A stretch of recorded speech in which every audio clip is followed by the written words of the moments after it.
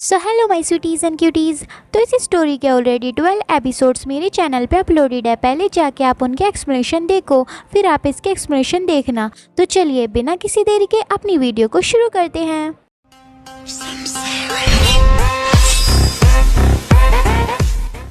तो एपिसोड 13 की स्टार्टिंग वहीं से होती है जहां शरीना ट्रांसफॉर्म होकर एविस के साथ फाइनल मिशन पर जा रही होती है और तभी वहां उसे कोई रोक देता है और कहता है, हे तुम। फिर वो पर्सन हमारी शरीना की तरफ हाथ बढ़ाता है और उसे कॉलर से पकड़कर कहता है, क्या तुम मुझसे कुछ देर के लिए बात कर सकती हो। फिर वो पर्सन हमारी शरीना से कहता है, तुम शेनेवलन हो, है ना। तो शरीना कहती है, क्या। फिर वो पर्सन कहता है, तुम ही हो जिसने क्रावन लीडर लुनासा प्लान को सबको बता दिया, है ना। तो शरीना घबराते हुए कहती है, क्या। तुम किसके बारे में बात कर रहे हो, मुझे कुछ भी समझ नहीं आ रहा। और शरीना सोचती है, क्या एविस का प्लान एक्सपोज हो गया। लेकिन ये तो पहली बार है जब मैंने खुद को इस तरह डिस्गाइज किया, तो इसने मुझे कैसे पहचान लिया कि मैं ही शेनेवलन हूँ। ज़रूर बस ये ऐसे ही पूछ रहा होगा। चलो अभी के लिए प्रिटेंड करते हैं कि मुझे कुछ नहीं पता। फिर शरीना पपी फेस बनाकर क्यूट वे में रोती हुई कहती है, मैं तो बस कुछ सामान लेने आई थी जो मुझे मेरे डैड ने लाने को कहा था। तो वो पर्सन चिल्लाते हुए कहता है, रोने का नाटक बंद करो, तुम ही शेनेवलन हो, है ना। तो शरीना और ज़ोर से रोती हुई कहती है, मुझे डांट पड़ेगी अगर मैं लेट हो गई तो। प्लीज़ मुझे जाने दो, मेरे डैड मेरा इंतज़ार कर रहे होंगे। फिर वो पर्सन शरीना को छोड़ते हुए कहता है, तो क्या तुम वो नहीं हो। तो शरीना कहती है, हाँ मैं वो नहीं हूँ। फिर वो पर्सन कहता है, तो ये शूशु नहीं है। वैसे भी वो ऐसे कुत्ते जैसे बालों के साथ खुद को डिस्गाइज थोड़े ही करेगी, है ना। ये सुनकर शरीना हैरान होती है। फिर वो पर्सन अपने फेस से जैकेट हटाता है और हम देखते हैं कि वो एविस होता है जिसने खुद को भी डिस्गाइज किया होता है। और वो कहता है, क्या वो शूशु नहीं थी जिसने वो ग्रीन जूस बनाया था और रिप्रेजेंटेटिव को पिला दिया था, है ना। ये सुनकर शरीना हैरान होते हुए कहती है, नहीं, क्या ये तुम हो एविस। फिर एविस कहता है, हाँ ये शूशु ही है, पक्का। तुम्हारी अपीयरेंस कुछ ज़्यादा ही अलग है कि मैं तुम्हें पहचान ही नहीं पाया। ये सुनकर शरीना एविस को उसके कॉलर से पकड़ते हुए कहती है, जब तुम्हें पता ही चल गया था कि ये मैं हूँ तो तुमने ये नाटक क्यों किया। क्या तुम नॉर्मल नहीं रह सकते। फिर एविस शरीना से पूछता है, लेकिन तुम ऐसी क्यों दिख रही हो, क्या तुम्हें ये अपीयरेंस पसंद है। तो शरीना कहती है, ये अजीब है, मैंने तो बस मैजिक यूज़ किया ट्रांसफॉर्म होने के लिए और देखो मैं इस तरह ट्रांसफॉर्म हुई एक अलग पर्सन में। फिर एविस शरीना को बताता है, हम अक्सर उसमें ट्रांसफॉर्म होते हैं जिस पर्सन को हम पसंद करते हैं या जो हमारे ख्यालों में ज़्यादा रहता है या फिर जिसको हम भुला नहीं पाते। ये सुनकर शरीना हैरान होती है। फिर शरीना खुद की वाटर में रिफ्लेक्शन देखते हुए सोचती है, एक इम्पॉर्टेंट पर्सन जो ख्यालों में रहता है।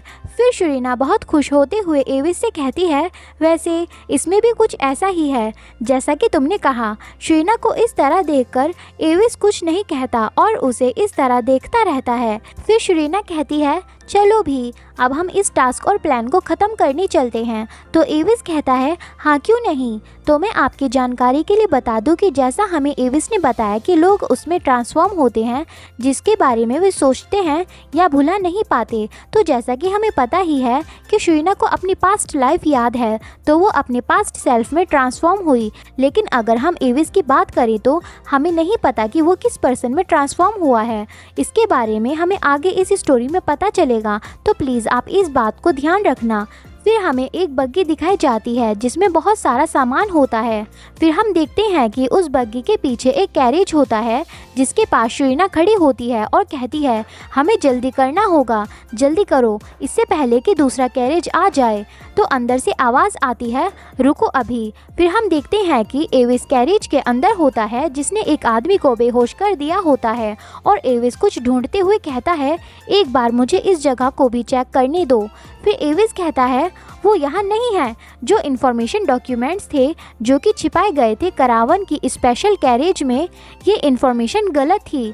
फिर शरीना एविस से पूछती है, क्या तुम उन डॉक्यूमेंट्स की बात कर रहे हो जिसमें लुनासा मर्चेंट ग्रुप के हेड के सारे इन्वेस्टमेंट के बारे में लिखा है ना। लेकिन तुम उन्हें क्यों ढूंढ रहे हो। फिर एविस शरीना को बताता है, वो कोई नॉर्मल इन्वेस्टमेंट नहीं है, उन डॉक्यूमेंट्स में रिकॉर्ड है लुनासा के हेड का, जो उन्होंने इन्वेस्ट किए थे ताकि वे गुलामों को खरीद सकें, जिसमें बहुत सारे छोटे छोटे बच्चे होते हैं। आसान शब्दों में कहूँ तो बच्चों को खरीदना एक गुलाम के तौर पर। ये सुनकर शरीना हैरान होती है और कहती है, क्या बच्चों को खरीदना? सच में? लेकिन क्यों? लुनासा जैसा इतने बड़े मर्चेंट ग्रुप ने ऐसी चीज़ों में इन्वेस्ट किया। अगर इनके बारे में किंगडम को पता चला तो उनका बहुत बुरा हाल होगा, क्योंकि ये बहुत बड़ा क्राइम है पूरे एम्पायर में और पकड़े जाने के बहुत ज़्यादा चांसेस भी हैं। ये सुनकर एविस स्माइल करते हुए कहता है, इसी वजह से तो मैंने उन्हें लालच देकर इसमें इन्वेस्ट करवाया। फिर एविस बहुत इविल स्माइल करते हुए एक इविल वे में कहता है, मैंने उनके लिए एक बहुत बड़ा करावन तैयार करवाया और उनको दिखाया कि इसमें उनका बहुत फ़ायदा होगा, जिसकी वजह से उन्होंने रिस्क लेकर इसमें इन्वेस्ट किया और वे मेरे प्लान में फंस गए। जिस तरह वे झूठ बोलकर दूसरों को अपने जाल में फंसाते हैं, इस बार उनकी बारी। अब हेड को पता चलेगा दूसरों को पागल बनाना कैसा होता है। ये एविस की इविल स्माइल और गुस्सा देख शरीना सोचती है, ये सच में बहुत खतरनाक है, हमें ये करते वक्त बहुत चौकन्ना रहने की ज़रूरत है। फिर शरीना कहती है, लेकिन तुम इतने इम्पोर्टेंट डॉक्यूमेंट्स को इस कैरेज में क्यों ढूंढ रहे हो? तो एविस कहता है, कुछ दिनों पहले मैंने नोटिस किया कि वे उन डॉक्यूमेंट्स को लेना चाहते हैं और अपने पास रखना चाहते हैं ताकि उनकी इस हरकत के बारे में एम्पायर को पता ना चले। तो शरीना कहती है, क्या उनके बारे में किसी को पता चल गया?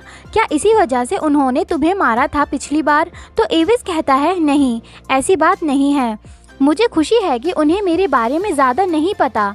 तुम बहुत गुस्सा हो गई थी पिछली बार मेरी चोटों को देकर और फिर मेरे साथ प्लान में शामिल हो गई थी। फिर एविस परेशान होते हुए कहता है, मैंने सुना था कि वे डॉक्यूमेंट्स को एक सीक्रेट हाइडआउट में ले जा रहे हैं, तो मैंने इतनी मुश्किल से ये कैरेज तैयार करवाया, लेकिन वे उन डॉक्यूमेंट्स को इसमें नहीं लाए। तो शरीना कहती है, तो अब हम क्या करें? फिर एविस एक इविल फेस के साथ कुछ सोचने लगता है। फिर एविस कहता है, मुझे लगता है कि अब हमें किसी भी चीज़ पर भरोसा नहीं करना चाहिए और डायरेक्ट एक्शन लेना चाहिए। फिर एविस उस कैरेज वाले बंदे को बाहर लात मार के फेंकते हुए कहता है, मुझे लगता है कि अब हमें अपने ट्रांसफॉर्मेशन मैजिक यूज़ करना चाहिए और चलना चाहिए। तो चलो सीधा हाइडआउट में चलते हैं उन डॉक्यूमेंट्स को लेने। एविस को इस तरह उस आदमी को लात मार के बाहर फेंकते हुए देख शरीना हैरान होती है। फिर एविस कैरेज चलाने वाले बंदे को एक तकिए की तरह फेंकते हुए कहता है, शूशु, तुम कैरेज के अंदर इंतज़ार करो, मुझे अभी एक ज़रूरी काम करना है। फिर शरीना कैरेज में जाती हुई कहती है, क्या मैं तुम्हारे साथ ना आऊँ? आखिर तुम करने क्या जा रहे हो? फिर एविस उन लोगों की तरफ देखते हुए कहता है, लेकिन ये इंसान मरना डिजर्व नहीं करता, लेकिन हमें इसे ठिकाने लगाना होगा। एविस की ये बात सुनकर शरीना बहुत घबरा जाती है। फिर एविस अपने हाथ में अपनी शार्प हेयर पिन लेते हुए एक इविल वे में कहता है, क्या तुमने कभी किसी मरे हुए इंसान को देखा है? जल्दी करो और कैरेज के अंदर जाकर डोर को लॉक कर लो। एविस को इस तरह देख शरीना घबराते हुए सोचती है, ये बहुत अजीब है। एविस को इस तरह देखकर ऐसा लगता है मानो एविस अब तक किसी और ही दुनिया में जीता आया है, एक बहुत जालिम दुनिया में।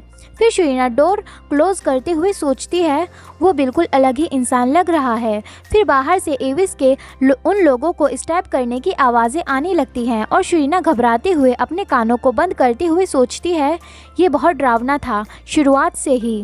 फिर शरीना रोते हुए सोचती है, क्या ये खतरनाक चीज़ें होने के बाद सब ठीक होगा? फिर हमें हाइडआउट दिखाया जाता है।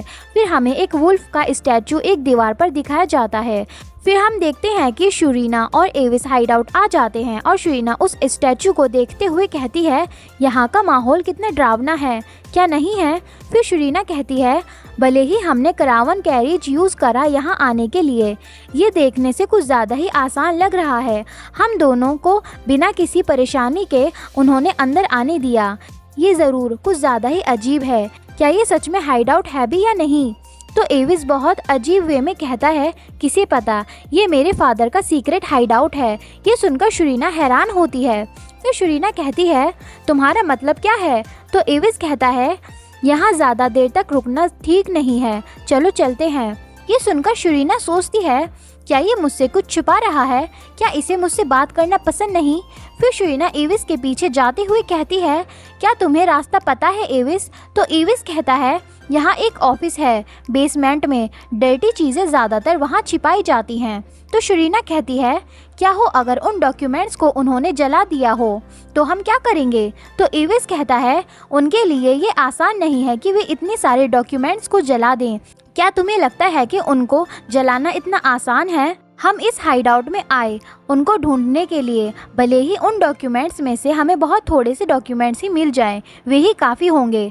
तो मैं आपकी जानकारी के लिए बता दूं कि एविस इस हाइडआउट में करावन हेड बनकर आया है ताकि वो इस हाइडआउट में आराम से एंटर हो सके, और करावन के हेड ने ही लुनासा हेड के साथ डील की है। So back to the story. फिर शरीना सोचती है, जिस इंसान ने रिप्लेस कर दिया करावन हेड को, उसे ज़रूर डिटेल्स पता होंगी, जो कि एविस ही है। फिर शरीना घबराती हुई सोचती है, लेकिन एविस मुझे क्यों नहीं बता रहा कि उसने असल में करावन हेड के साथ क्या किया। फिर वो आसपास की जगह देखते हुए सोचती है, ये कोई हाइडआउट नहीं है, ये तो क्लियरली एक मैंशन है। ये बाहर से तो अच्छा है, लेकिन अंदर से ये मैंशन उतना ही डार्क है, और आखिर ये आगे क्या करने वाला है? एविस ने मुझे कुछ नहीं बताया। और शरीना इसी तरह सोचते सोचते चल रही होती है। तभी एविस आगे जाते हुए रुक जाता है और शरीना एविस से टकरा जाती है। फिर शरीना कहती है, तुम एकदम से क्यों रुक गए? फिर एविस शरीना से कहता है, अब ये कहना कोई अजीब नहीं होगा, अगर अब हम नीचे गए तो तुम वो चीज़ देखोगी जो तुम्हें नहीं देखनी चाहिए। तुम्हें तो क्या, किसी को भी नहीं देखनी चाहिए। अगर मैंने लुनासा हेड को देखा नीचे तो ज़रूर कुछ ना कुछ बहुत खतरनाक होगा। हम देखते हैं कि एविस ये बातें शरीना को बेसमेंट के सामने खड़े होकर बता रहा होता है।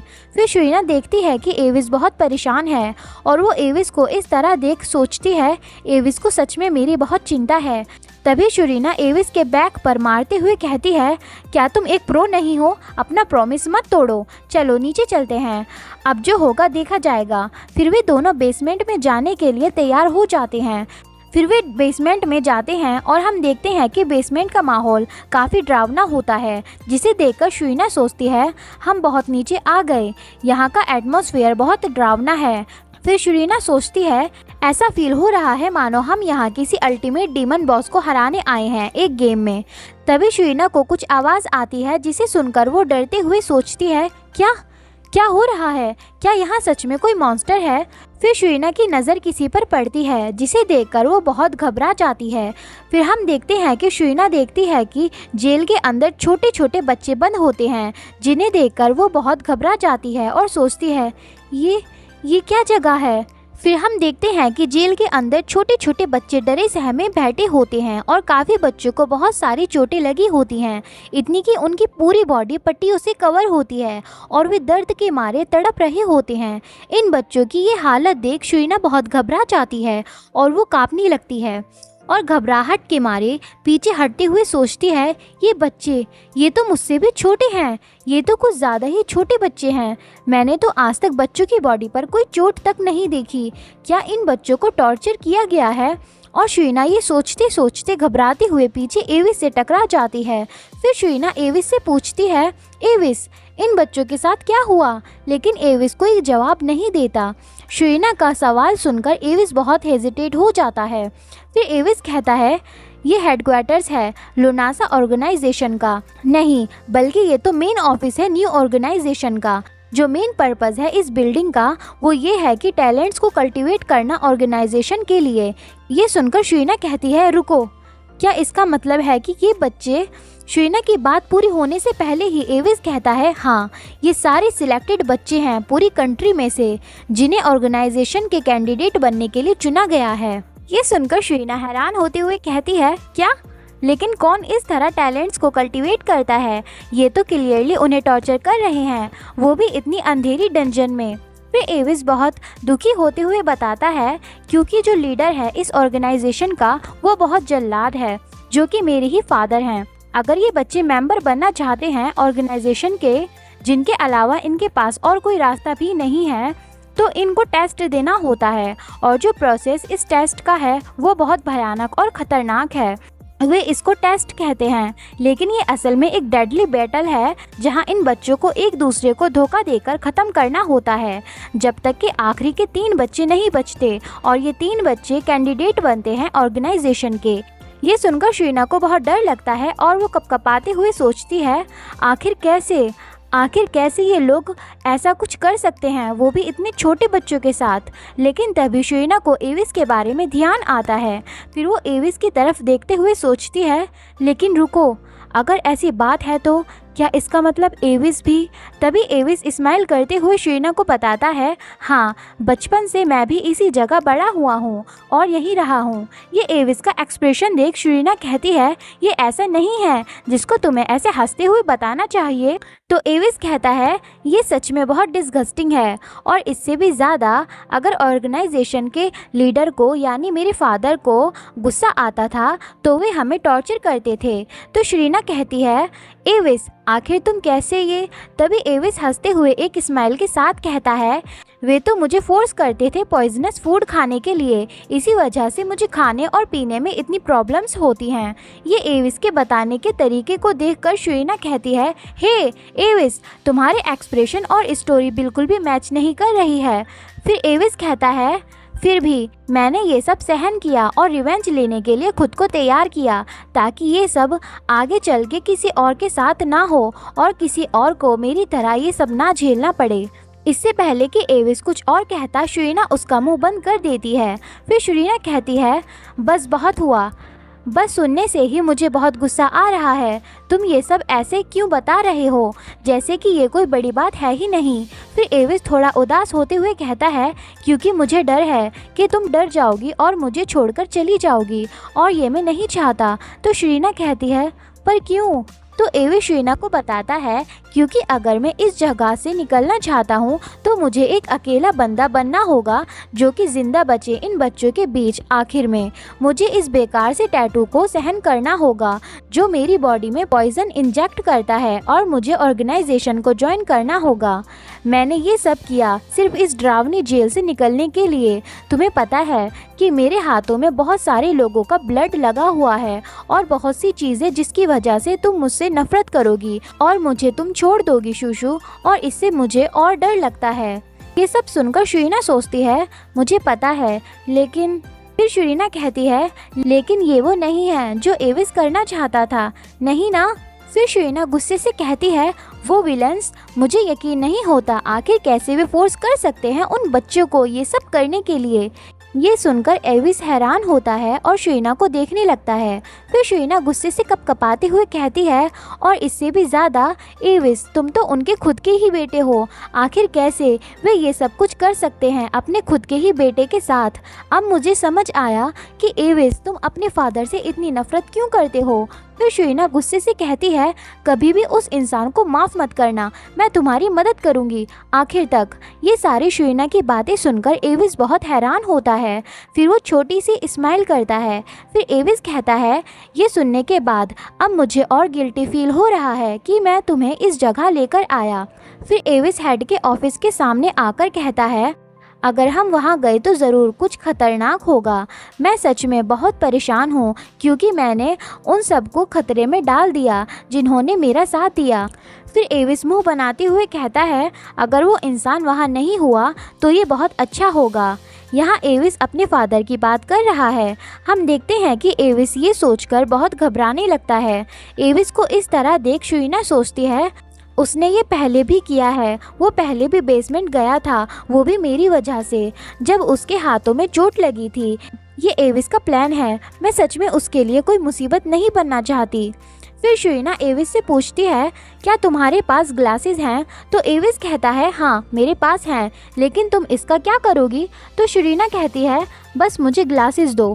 फिर शरीना ग्लासेस लेते हुए कहती है, अगर तुम नहीं चाहते कि मैं डिस्गस्टिंग चीज़ें देखूं तो फिर मैं नहीं देखूंगी। फिर शरीना उन ग्लासेस पर एक स्पेल कास्ट करती है।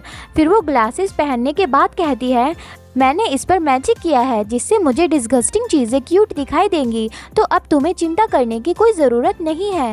ये देखकर एविस कहता है, वाओ, ये तो बहुत इंटरेस्टिंग मैजिक है। फिर एविस जाते हुए कहता है, ऑलराइट, चलो चलें, हेड ज़रूर वहीं होगा तो मैं उनकी अटेंशन खुद पर ले लूँगा और तुम सर्च मैजिक यूज़ करके डॉक्यूमेंट्स ढूंढ लेना। वे डॉक्यूमेंट्स एक रेड लेदर फाइल में हैं। तो शरीना कहती है, ओके, थोड़ा केयरफुल रहना। फिर एविस डोर पर नॉक करता है और अंदर से आवाज़ आती है, अंदर आ जाओ। ये हेड की आवाज़ सुनकर एविस घबरा जाता है और सोचता है वो यहीं है। फिर वे दोनों अंदर आ जाते हैं और हेड वहीं होता है। फिर हमें पहली बार इस स्टोरी का फर्स्ट विलन दिखाया जाता है, जो कि एविस के फादर हैं, जो कहते हैं ये क्या है, क्या ये बच्चे यहाँ नए हैं। और एविस शुइना उन्हें देख रहे होते हैं और शुइना सोचती है ये इंसानी हेड है लुनासा ग्रुप का।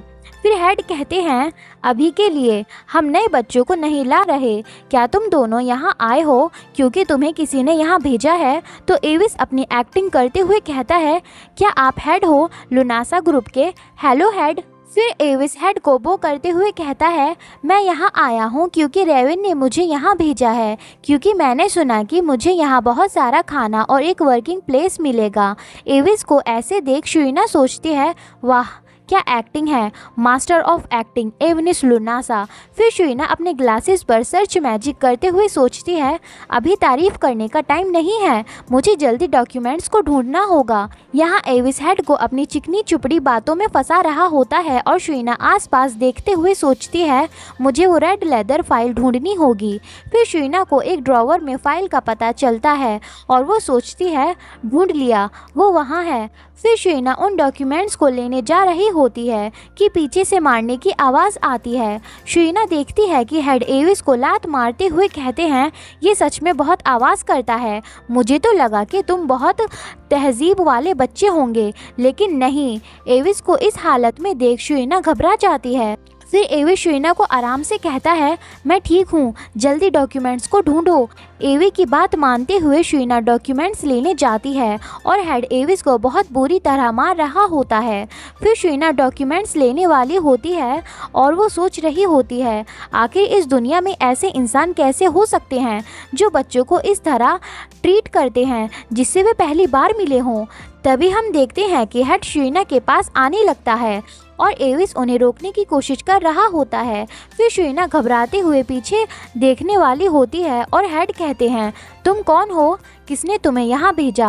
हेड की आवाज़ सुनकर शुइना सोचती है नहीं ये तो बहुत डरावना होगा, लेकिन तभी शुइना पीछे देखती है और वो हैरान हो जाती है और उसकी हंसी निकलने वाली होती है। हम देखते हैं कि शुइना की मैजिक की वजह से शुइना को डरावना हेड क्यूट जाइंट बियर दिख रहा होता है, जिसे देखकर शुइना हैरान होती है। हेड को ऐसे देख शुइना सोचती है मुझे हमेशा से लगता था कि ये एक बहुत डिस्गस्टिंग पर्सन होगा, लेकिन अब मैं लुनासा के हेड को एक टेडी बियर के रूप में देख रही हूँ। मैं बहुत डर रही थी, लेकिन इस टेडी को देखकर मेरा सारा डर निकल गया। फिर वो टेडी यानी हेड अपनी स्टिक को शुइना की तरफ पॉइंट करते हुए कहता है क्या तुम वही रेयर चाइल्ड हो ईस्ट से, अगर तुम्हें एक डेकोरेटिव मटेरियल की तरह रखा जाए तो ये बहुत अच्छा होगा। ये सिचुएशन देख शुइना सोचती है वाओ क्या ये सच है, ये तो एक हॉरर मूवी की तरह है जिसमें एक पागल टेडी बियर होता है। फिर हेड एविस की तरफ देखकर कहते हैं ये बच्चा तो बेकार है, तो इसका मुझे क्या करना चाहिए। तभी हेड एविस को अपनी स्टिक से मारने वाले होते हैं और कहते हैं ऐसे बेकार से लोग बस पैसे बर्बाद करते हैं, तो तुम्हें तो मैं ही हैंडल कर लूँगा। हेड को एविस पर हाथ उठाता देख शुइना घबरा जाती है और तभी शुइना हेड को एक ज़बरदस्त किक मारती है फेस पर और यहीं हमारा ये एपिसोड एंड होता है।